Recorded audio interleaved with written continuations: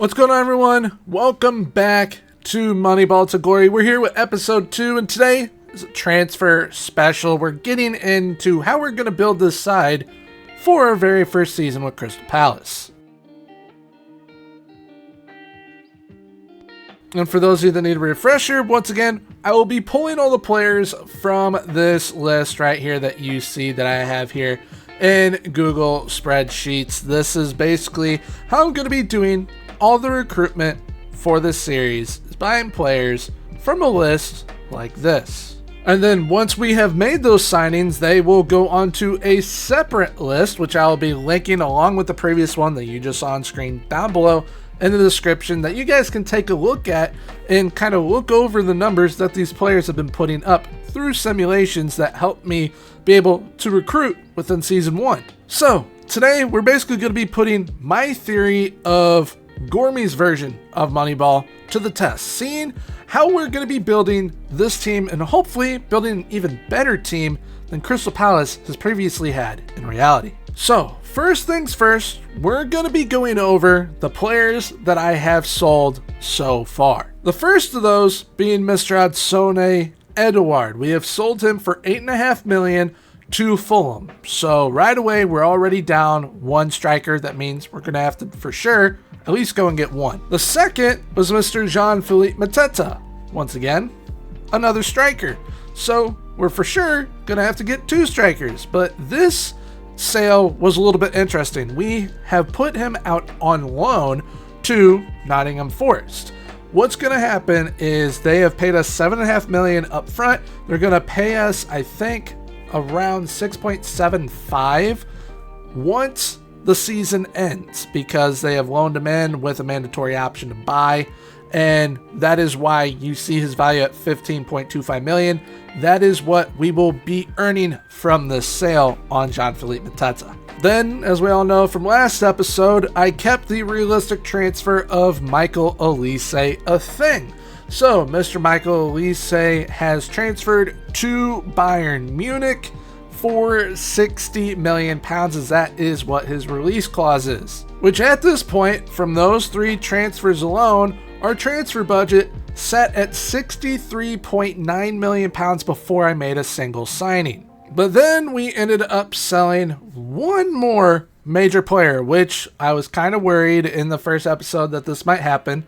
And it did end up happening, because I really wanted him to stay here kind of the whole time. I think he's an absolutely fantastic player. But Mr. Joachim Andersen, we have sold to Al Nassr in Saudi Arabia for, I believe it was 36.5 million pounds up front, but 47 million in total. Which right away, before we play a kick of the ball within a Premier League game, we have already made 107.5 million pounds. But once you put the installments into play from some of those deals, it's really around 122.5 to around 130 something million pounds already. So we have an absolute war chest to get to work with to build the team that we need to, the Moneyball way.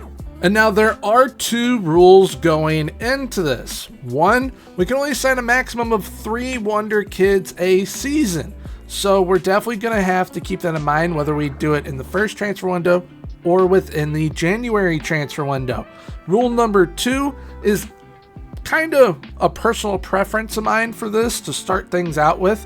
I don't want to spend over 20 million pounds on a single player, and that includes the installments. So definitely going to have to pick and choose what players we go after, which that does mean we could lose out on some heavy hitters. But maybe in the long run, we create some absolute gems of players from buying cheaper ones. Now, before I get into listing off the players that we brought in for season 1, once again, I will have a list where you guys can kind of look at things in full and the numbers that they put up through the simulations to where kind of caught my eye, and they ended up making the list either in the elite, the kind of elite backup tier, or even the solid tier as well. So I guess without further ado, the first player that I ended up bringing in was a right back. We already had a right back in Mr. Munoz, but I wanted another one. I wanted some versatility. I wanted to be able to rotate. So I went and got Brandon Soppy. Was he my first choice? Fortunately, no, he was not. but still very happy nonetheless. He is a very solid player. Looking at his attributes, he's got that pace, and that is what I was looking for down that right-hand side. He is also pretty young. He is 22 years of age, and we got him for a pretty cheap price as well. Now, looking at his value and what it's already up to, 28 million to 37 million pounds, would you think that we only got him for 6.25 million? Because that's all I had to pay to get him. Plus, it was with installments. Basically, with all of these transfers, I'm only paying half up front. And Mr. Brandon Soppy, very happy to get that deal over the line. I was looking at a few other right backs as well, like Alexander Ba, Serginho Dest. They ended up not wanting to come here. But Mr. Brandon Soppy was willing to come here, and I was like, you know what? I think he's the one. Next up, we are moving on to one of the strikers that I ended up bringing in. As you know, we sold 2 of our strikers, and I definitely had to go out and get some replacements. So the first one went down to the Sky Bet Championship, and I got my fellow American and fellow St. Louisan, where I am, Mr. Josh Sargent. So hopefully he's going to be able to bang in some goals for us. He can play up top. He can play as a 10. He can also play on the right wing. Versatility is key with this side because we will be playing 3 different tactical systems. And Josh Sargent, with the numbers he was putting up, was absolutely amazing.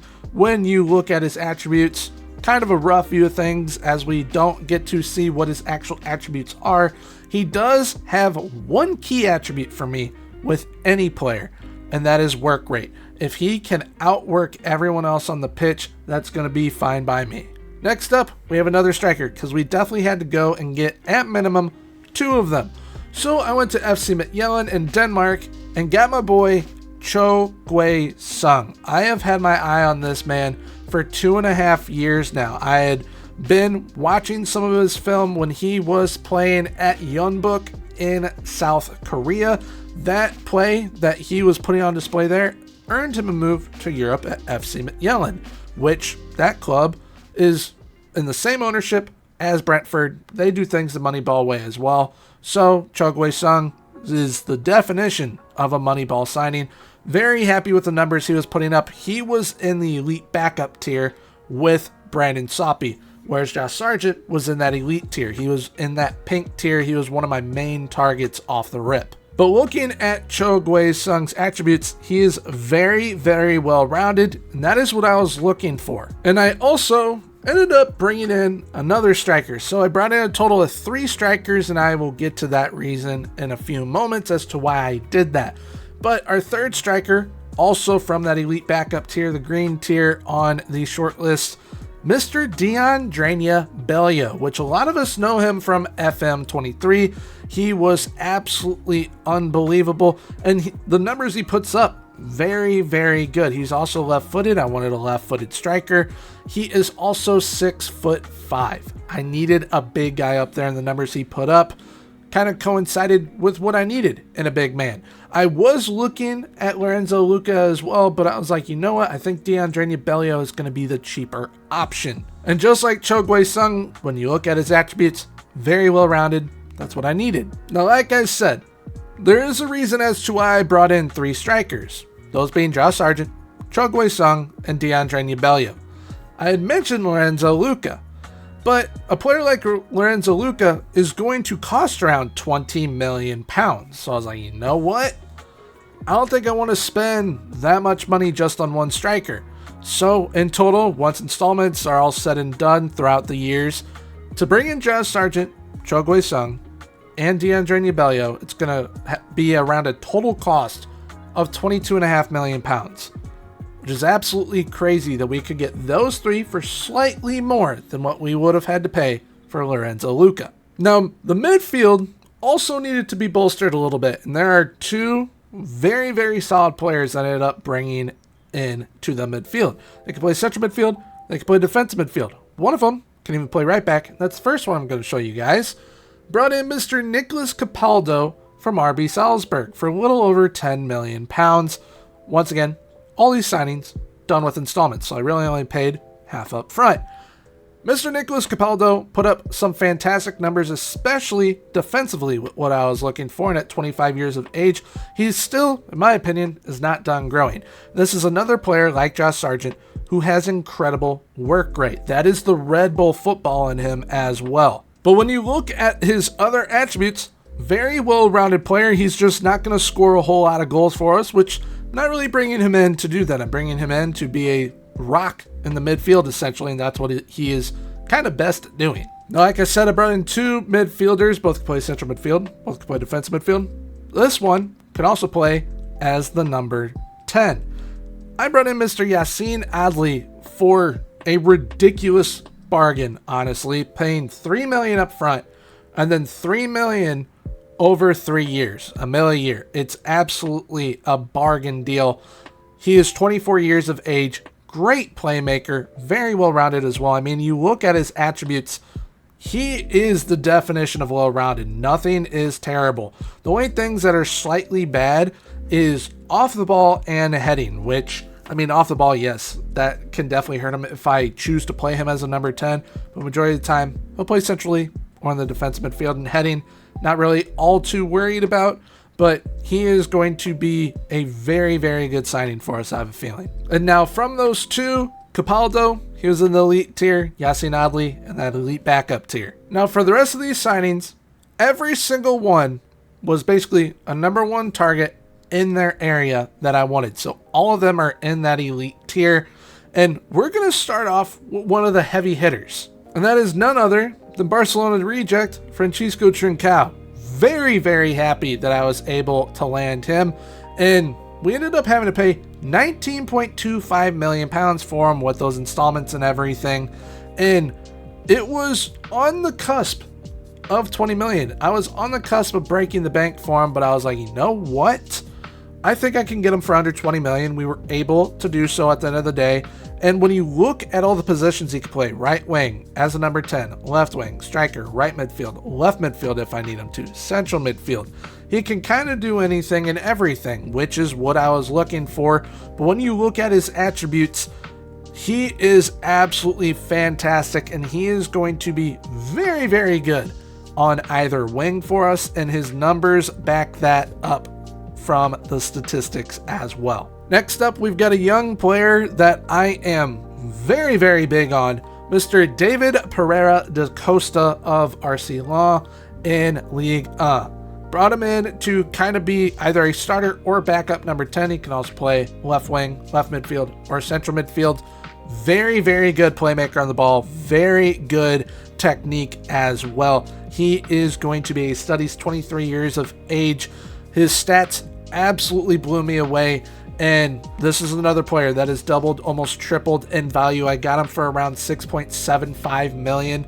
And that is an absolute steal when clubs like Liverpool, Arsenal, and Chelsea were all after him, and he chose us. So very much looking forward to seeing what he can do. Next up, we have, I think, one of everyone's favorite signings to go for, and he always puts up good numbers. It's 26-year-old Marco Friedel from Werder Bremen. He is Mr. Versatility. I can plug him in wherever I need him to be, and he is very, very well-rounded. I mean, just look at his attributes. Very well-rounded player. He put up great numbers as always, and to be able to rotate between him and Tyreek Mitchell, that is very, very good options at that left back position. Then I had to go and get a replacement center back for Mr. Anderson. Now, Marco Friedel can play at center back. I was looking at Josip Stanisic. He wanted way too much money, so I was like, you know what?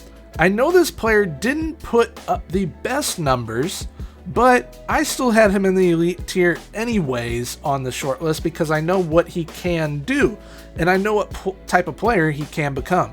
So I went to Inter Milan and got Jan Aurel Bisek, the 23-year-old German 6'5" center back, for around 10.25 million.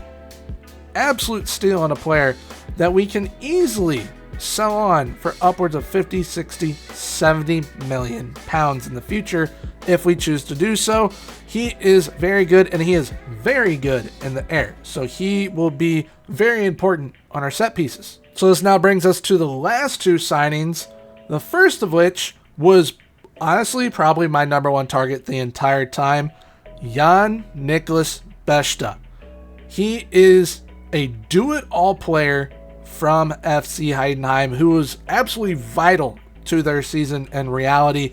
Very, very good player. Very happy to get him. 25 years of age. Once again, for less than 10 million pounds. A player this good, it's absolutely incredible. He will mainly be playing all up and down the left side for us. He's going to be very, very good. Very solid all-around player. Someone who's great on set pieces, great work rate once again, and great crosser of the ball. So I see him and Francisco Trincao getting a lot of assists this season. And then the last signing, actually just signed for another team in reality. He's been loaned out to another team though, because he will be over in Europe by January. It's Mr. Thiago Almada. We went and got him from Atlanta United. This is our most expensive signing. 19.75 million for the 23-year-old World Cup winner as well. I wasn't overly thrilled with how much I had to pay for this signing, but I know what Thiago Almada can do, and he will easily become as good as Eze for us. And being able to play both of them in the same side is going to be absolutely amazing with the playmaking ability between the two of them.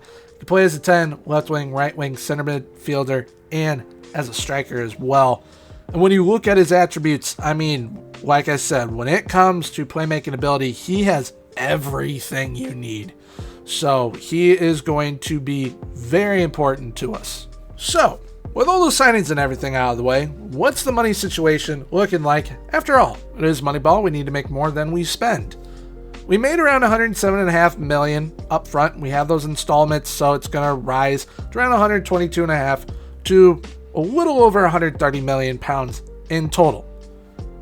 The game shows me that we spent 121 million, but it does not compute our installments. So that 121 million is actually 60.5 million up front. So we made 107.5, spent 60.5, which with those installments over the next 3 seasons, it's going to be around 20.2 million per season. So if we don't make any signings, we're basically spending 20.2 million over the next 3 seasons per season as well. So that's 20.2 per season over the next 3 years. And when thinking about it, that is absolutely incredible business. 60.5 million pounds to bring in 12 players that completely change this club. Now, some of you are probably thinking, okay, what if we don't make any signings and it ends up hitting that 122 million before we sell anyone else? We will for sure be making money. We may miss on a signing.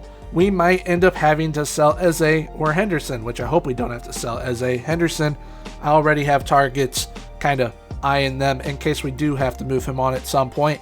But there is one player that has a very big, I mean very big, release clause that'll go a long way if someone triggers it. And that is Mr. Thiago Almada. Like I said, we brought him in for 19.75 million. And let me get to the contract details. You will see up here, minimum fee release clause. This is for teams that are in the Champions League. 95 million pounds. So we would make a boatload if they end up triggering it. And I don't think we'll ever be relegated, but say we do end up getting relegated, we will be able to make at least 52 million pounds off of them. So I have it in place to where I know we will be making money. So even though it says we paid 122, we really only paid 60.5, and we have built, in my opinion, a much better squad than they had originally.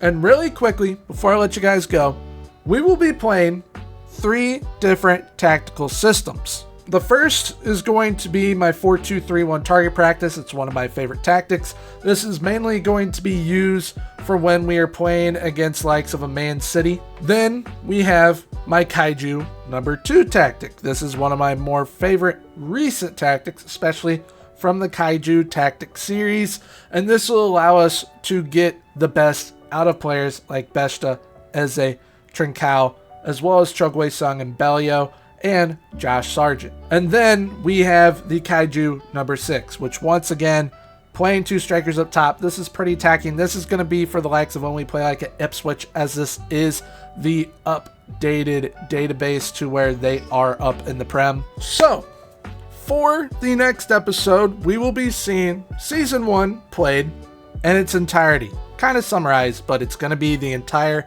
Season 1. The first game is against Newcastle United, and that will be the first game that you guys get to see. We will be playing the Kaiju number 2 tactic. This will be the starting 11, so we will really be able to see what we are capable of. Unfortunately, Josh Sargent is injured to start the season, but Thiago Almada will be coming back shortly after he is done at the Olympics. And Josh Sargent, I think, will miss the first 2 to 3 games of the season, but then he'll be back. We'll be at full strength, and we will be ready and raring to go to take on the Prem and hopefully aim for a top 7 finish and be in Europe for Season 2. So there we have it for today's episode. If you guys wish to take a look at those short lists, those spreadsheets that I have made up, I'll be linking those down below in the description. That is where you guys are going to be able to check them out at. They're going to be on view only, so you can't really edit it, but you can take a look at things and look at how I am looking over player recruitment for this series. If you happen to enjoy today's video, please feel free, leave a like, comment, and subscribe. Subscribing is 100% free, so hit the sub button. Right now on screen will be popping up the most recent video of this series, episode number 1, where I kind of break down how things are going to go for this series. But until next time, everyone, have a good one. Bye-bye.